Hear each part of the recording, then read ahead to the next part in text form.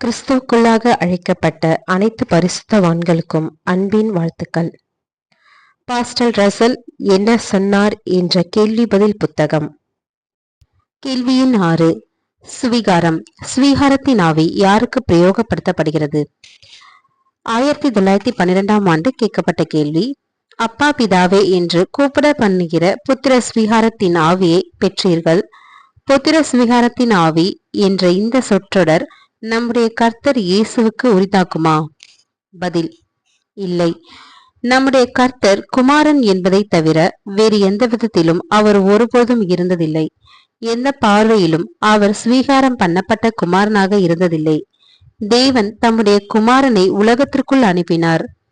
அவர் குமாரனாக உலகத்தில் இருந்தபோது அவருடைய குமாரத்துவம் ஒருபொழுதும் மறைந்துவிடவில்லை. அவர் சிலுவையின் மரண பரியந்தம் உண்மை உள்ளவராக குமாரனாக இருந்தார். தேவன் அவரை மரித்தோரில் இருந்து எழுப்பிய பொழுது அவர் மேலான மகிமைக்கு உயர்த்தப்பட்டவராக இன்னும் குமாரனாகவே இருந்தார். சுவீகாரம் என்ற வார்த்தை சபையின் அனுபவத்திற்கும் நன்கு பொருத்தமானதாக இருக்கவில்லை. தேவன் நம்மை மாமிசத்தில் சுவீகாரம் பண்ணவில்லை. அவர் நம்மை புது சிருஷ்டிகளாக மட்டுமே செய்கிறவராய் இருக்கிறார். மற்றும் நாம் ஸ்வீகாரத்தினால் புதிய சிருஷ்டிகள் ஆகிறதில்லை, ஆனால் பரிசுத்த ஆவியில் ஜெனிப்பிக்கப்படுகிறதுனாலே ஆகிறோம். டயக்லட் சிறந்த மொழிபெயர்ப்பை அளிக்கின்றது. கேள்வி 7. விளம்பரம் செய்தல். எந்த பெயரை பயன்படுத்துவது?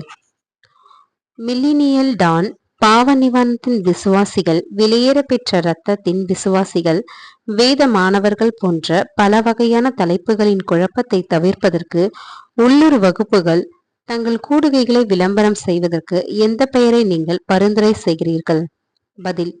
எப்படி விளம்பரம் செய்ய வேண்டும் என்பதை அறிவது மிகவும் கடினமான விஷயமாக இருக்கிறது.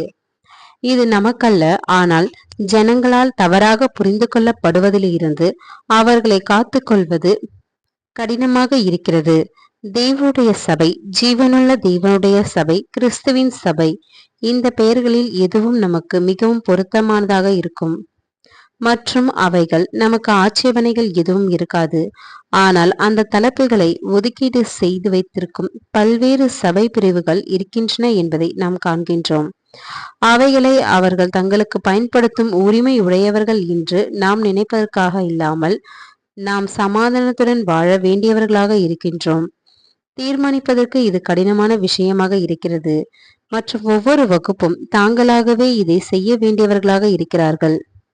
விளம்பரம் செய்தல், மூப்பர்கள் மற்றும் உதவிக்காரர்களின் மனப்பாங்கு. கேள்வி 8. சிறிய மாநாடுகள் மற்றும் பயண பிரசங்க கூடுகைகளுக்கு விளம்பரம் செய்வதற்கு மூப்பர்கள் மற்றும் உதவிக்காரர்களுக்கு இடையே சரியான உறவு முறை எப்படி இருக்க வேண்டும்? பதில். விளம்பரம் செய்வதற்கு இந்த விஷயத்தில் யார் மேற்பார்வை செய்ய வேண்டும், எங்கு கவனிக்கப்பட வேண்டும்?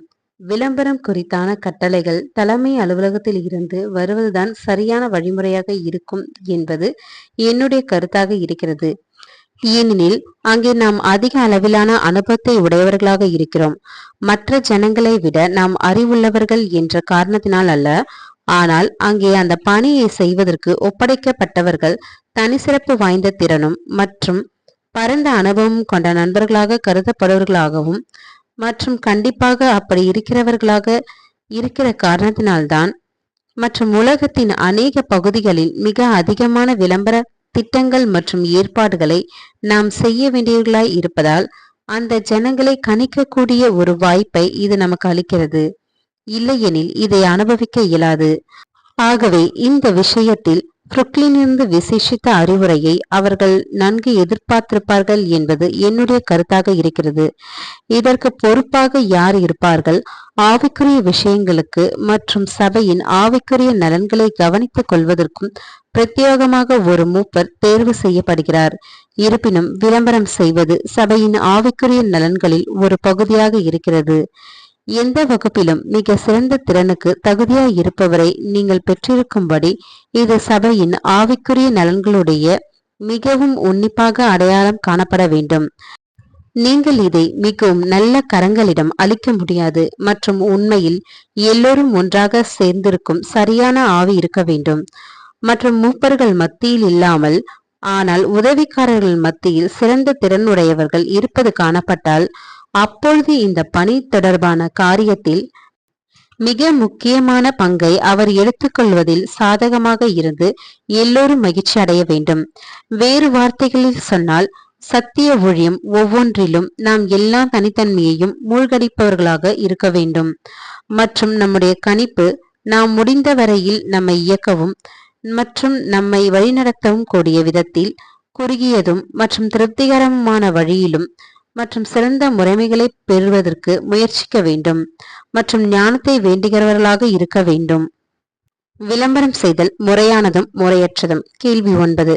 புகைப்பட நாடக சிருஷ்டிப்பு, போட்டோ டிராமா கிரியேஷன், அறிவிப்பு பிரசங்கங்கள் இடத்தில் விளம்பரம் செய்வதற்கான ஒப்பந்தங்களை வணிகர்களிடம் கோருவது பாபிலோனின் ஆவியை காண்பிக்கின்றதா?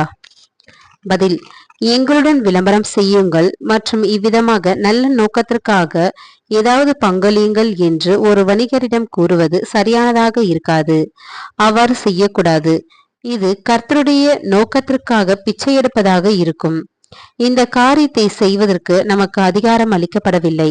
ஆனால் நான் ஒரு வணிகராக இருந்தால் மற்றும் சிருஷ்டிப்பின் புகைப்பட நாடக அறிவிப்பில் ஒரு விளம்பரம் செய்வதற்கான வாய்ப்பை நான் பெற்றிருந்தால், நான் எப்பொழுதும் பெற்றிருந்த விளம்பரம் செய்வதற்கான சிறந்த வாய்ப்புகளில் ஒன்றாக இருக்கும் என்று நான் நினைக்கின்றேன்.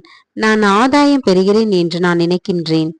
$1 அல்லது $2 என்னுடைய வணிக அட்டை சுற்றுப்புறம் எங்கும் விநியோகிக்கப்பட முடிந்தால், நான் கூறுவேன், நாடகம் பற்றி காண்பிக்கின்ற இந்த சிறிய துண்டு பிரசங்கங்கள் ஜனங்களுக்கு ஆவலை தூண்டுவதாய் இருக்கும் மற்றும் படங்களை பற்றிய குறிப்புரையை வாசிக்கும் பொழுது என்னுடைய விளம்பரம் பற்றியும் அவர்கள் வாசிப்பார்கள். என்னுடைய பணத்திற்கு நல்ல மதிப்பு எனக்கு இருக்கிறது என்று நான் நினைக்கின்றேன். எந்த மனுஷனாவது தான் நல்ல மதிப்பை பெறுகிறது இல்லை என்று நினைப்பானாகில் அவன் தன்னுடைய விளம்பரத்தை அதில் போட வேண்டியதில்லை. அது முற்றிலும் வியாபார நடவடிக்கையாகும். விளம்பரத்தை கோரும்போது ஒருவர் மத சம்பந்தமான அம்சத்தை குறிப்பிடக்கூடாது. நாங்கள் இதை செய்வதே இல்லை. வணிகர்களை பொறுத்தவரையில் இது முற்றிலும் வியாபாரமாகும். அவர்கள் தேர்வு செய்கிற எல்லாவற்றையும் விளம்பரம் செய்வதற்கு நான் அவர்களை விட்டுவிடுவேன்.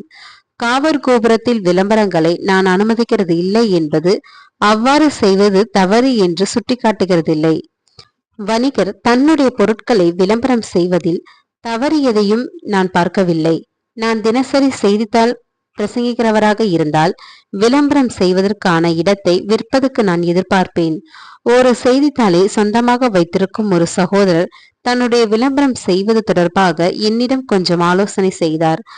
அவருக்கு அருகாமையில் வணிகர்கள் விளம்பரம் செய்யும் வழக்கம் உடையவர்களாக இருந்தனர் மற்றும் சிறப்பாக விளம்பரம் செய்கிறவர்களில் சிலர் மது மற்றும் புகையிலை வியாபாரம் செய்கிறவர்களாக இருந்தனர் என்று கூறினார். மது சம்பந்தமான விளம்பரங்களை நான் போடுவதில்லை என்று நான் அவரிடம் கூறினேன். நான் செய்தித்தாள் நடத்துகிறவராக இருந்தால் காலணிகள் அல்லது ஆடைகள் அல்லது மளிகை ஜாமான்கள் அல்லது வன்பொருள்கள் தொடர்பான விளம்பரங்களை போடுவேன் மற்றும் இப்படிப்பட்ட விளம்பரங்களை கோருவேன். செய்தித்தாள்களில் விளம்பரங்கள் இருப்பதில் தவறு ஏதும் இருப்பதாக நான் பார்க்கவில்லை. விளம்பரப்படுத்தப்படும் பொருட்கள் ஒவ்வொருவரும் வாங்க விரும்புகிற தேவையான பொருளாக இருந்தால், காவற் கோபுரத்தில் விளம்பரங்களின் 6 அல்லது 8 பக்கங்களை வைப்பதில் தவறு ஏதும் இருப்பதாக நான் பார்க்கவில்லை. ஆனால் காவற் கோபுரம் வீட்டிற்குள் செல்வதாகவும் மற்றும் விசேஷமான முறையில் என்னை அடையாளப்படுத்துகிறதினால் எல்லா இடத்தையும் மதம் தொடர்பான விஷயத்திற்கு பயன்படுத்துவதற்கு நான் விரும்புகிறேன். இருப்பினும் விளம்பரங்கள் தவறு என்ற காரணத்திற்காக அல்ல. ஒரு சமயம் காவற் கோபுரத்தில் அற்புத கோதுமை மிராக்கல் வீட் பற்றி அறிவிப்பு ஒன்றை வெளியிட்டோம். உங்களில் அநேகர் இதை பார்த்திருப்பீர்கள்.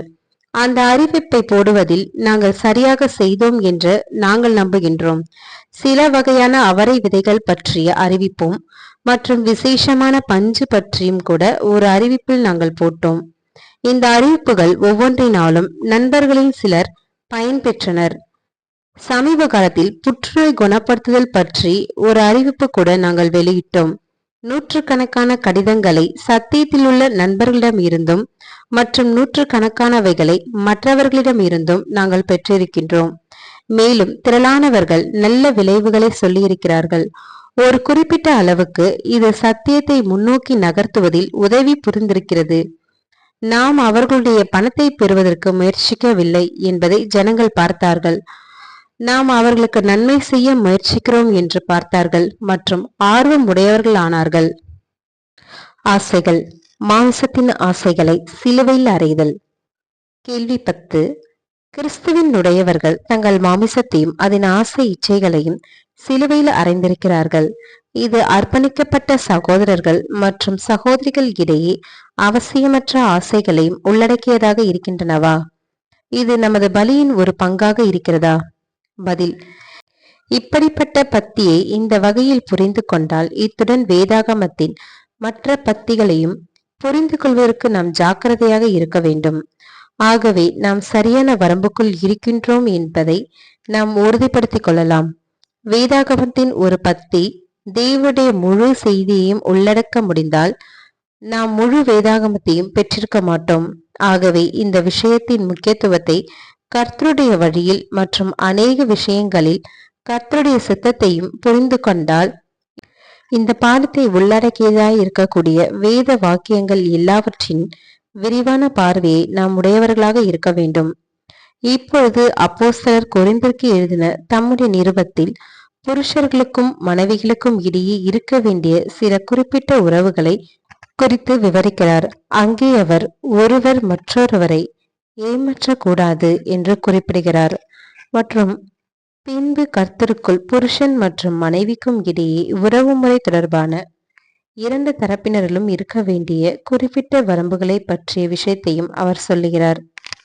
இயல்பான மனுஷன் மற்றும் இயல்பான ஸ்திரீக்கு சொந்தமாக இருக்கின்ற ஒவ்வொன்றையும் முழுமையாக நீக்க வேண்டும் என்று சுட்டிக்காட்டாமல் இவைகளை சிலுவையில் அறைந்து மாமிசத்தின் ஆசைகள் மற்றும் இச்சைகளை ஒப்புக்கொடுத்து உயர்வான தளத்தில் அவர்கள் வாழ்வதற்கு நாடுகிறவர்களாக இருக்க வேண்டும் என்று இது அர்த்தப்படுத்துகிறது.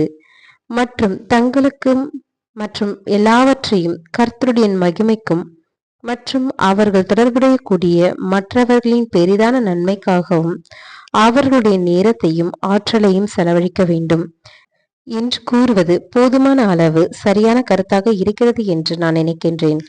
ஆகவே நம்முடைய ஆசைகளையும் மற்றும் நம்மை கர்த்தருக்கு இவ்விதம் ஒப்புக்கொடுப்பது என்பது நம்முடைய வரம்புகளின்படி இருக்கிறது என்று அர்த்தப்படுகிறது. இந்த வரம்புகள் எந்த இரண்டு நபர்களுடன் ஒரே மாதிரி இருப்பதில்லை. ஆனால் ஒவ்வொருவரும் தன் சொந்த மாமிசத்தின் வரம்புகளின்படி ஒவ்வொருவரும் தன்னுடைய மனதின் எண்ணங்கள் கர்த்தருடனும் அத்துடன் ஜீவியத்தின் எல்லா நடக்கைகளிலும் இணக்கமாக இருக்கும் விதத்தில் ஒவ்வொருவரும் தன்னை அந்த அளவுக்கு அடிப்பணிய செய்ய நாட வேண்டும். இது ஒரு பொதுவான கொள்கையாகும். நீங்கள் மற்ற சகோதரன் அல்லது சகோதரிக்கு பிரயோகப்படுத்த முடியும் என்ற விதத்தில் கொள்கையானது இது இருப்பதில்லை. அவர்கள் அதை தங்களுக்காக பிரயோகப்படுத்தி கொள்ள வேண்டும் மற்றும் இதை நீங்கள் உங்களுக்கு பிரயோகப்படுத்தி கொள்ள வேண்டும். ஒவ்வொருவரும் தான் நம்புகிறதை கர்த்தருடைய மகிமைக்காகவும் மற்றும் தன்னுடைய நன்மைக்காகவும் மற்றும் மற்றவர்களுக்காகவும் தன்னுடைய திறமைக்கு ஏற்றவாறு செயல்பட வேண்டும். இதுதான் வேதாகம் சொல்லுகிற நிதானமான அளவாக இருக்கிறது. ஆமீன்.